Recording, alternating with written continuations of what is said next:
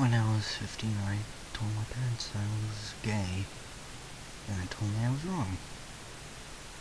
That I was just young and confused.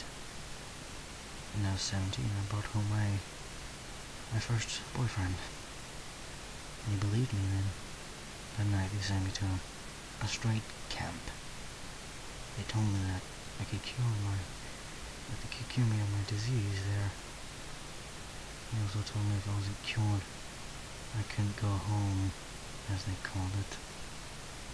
I met my first love there. He had an amazing smile that made my heart throbbing. His eyes could lift up the night sky. He was my first love. He was also my straight coach. I tried to keep my distance at first, tried to avoid his gaze. It worked for a while, but only for a while. He never refused my advances, never told me that it was wrong and I wanted to be with him. If I had known why he was acting this way, I never would have approached him. But how could I?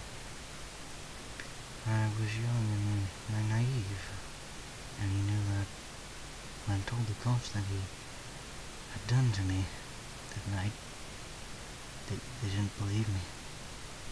They told me that it was my fault for being that way that I am.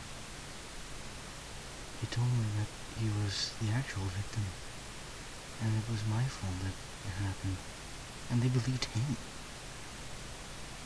I don't know why I thought they would help. They were afraid of me.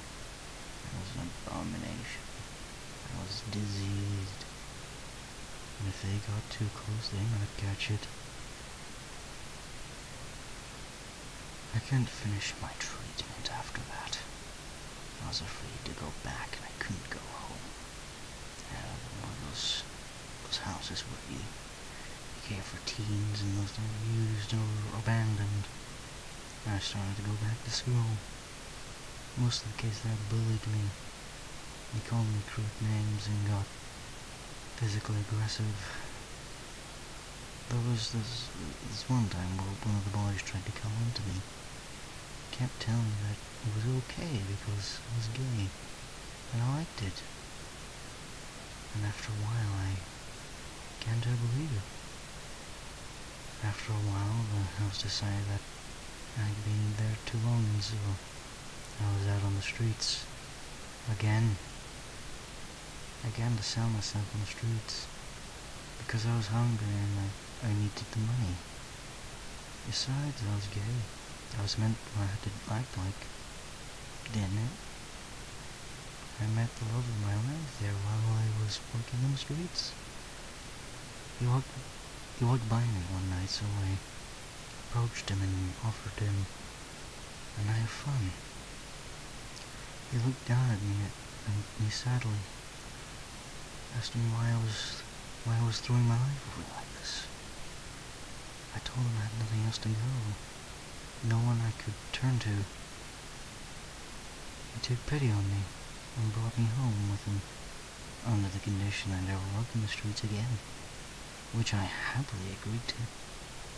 A few months later, we began a happy couple. He went to work at the city orphanage and I went to school and acted as a typical housewife.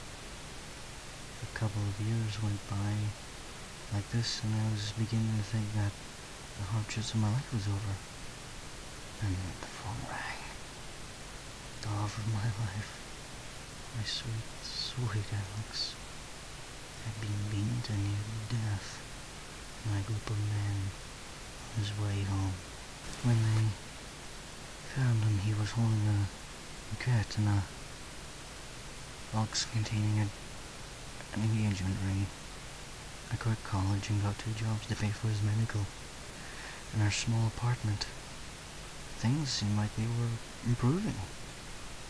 Alex seemed like a happier person, and the doctor said he should be out of the hospital in no time. But then one day, I went to visit him. He couldn't remember who I was.